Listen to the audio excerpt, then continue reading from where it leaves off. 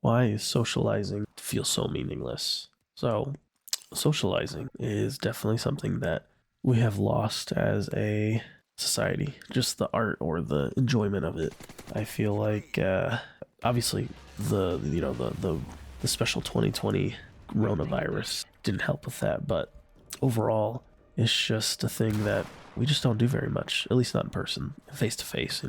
And nowadays, it just feels very much transactional.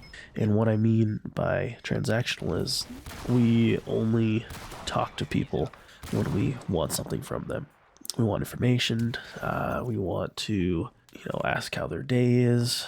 I guess we want to appease the conversation gods by just, talking, but not really trying to talk about anything that's substantial or important. Again, there's just a feeling that there is no reward. Like, why should I go talk to somebody? What am I going to get out of it? What's the whole point? And why should I put in effort to talk to this stranger when it's not going to benefit me at all? And that's obviously, it's not really a good mindset, but these are things that are just run through our mind before we, engage in a conversation, especially with someone we don't know. Nobody wants to listen to my problems, right? So why should I talk to a stranger if they're not going to really care about me? Why should I share my hobbies and my interests with this person? Because they might make fun of me, right? And overall, you're just pretty selfish. And by selfish, I mean is that all you want to do is, all we want to do is get our stuff out.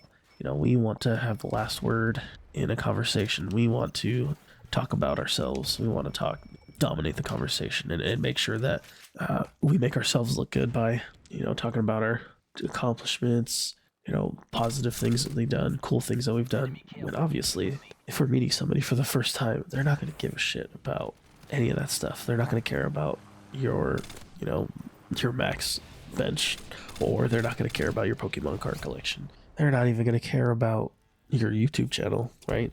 At least for me, they're not going to care about my YouTube channel. And we just can't put our differences aside.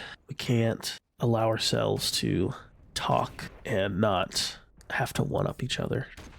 And honestly, I've been thinking about it and thinking about it. How am I able to, avoid these problems or this mindset? Because obviously, this is kind of a bad mindset. Socializing has no reward, when that's definitely not true. And really, the only way that we can overcome that mindset, sorry if I sound funny, my allergies are so bad and I want to die.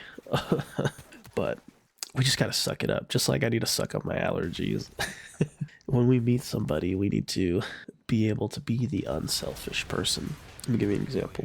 At one of my old jobs, I, talked to a lot of people and a lot of new people. Obviously, I'd see the regulars and converse about things that we talked about the day before or whatnot.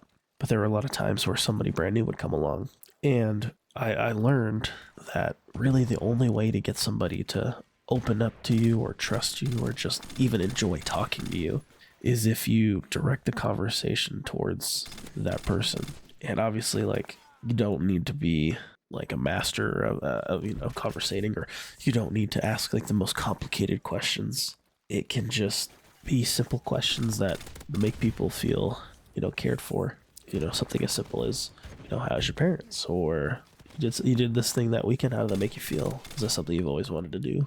Just little questions like that. Obviously, everything is situational, and it's really hard to for me to give an exact example without a fresh one in my mind. But you want people to walk away feeling uplifted, feeling positive about the experience they just had with you.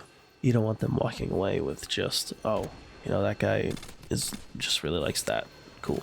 You want them to be edified. You want them to be lifted up, because that's an impression that can really take you places, right? If say you talk to somebody who is really important in this business that you want to get into, well, that impression that you left them, you uplifted them, you gave them confidence, and who knows, an opportunity may come down the line where you're able to work closer with that person, or you give it an opportunity to do more.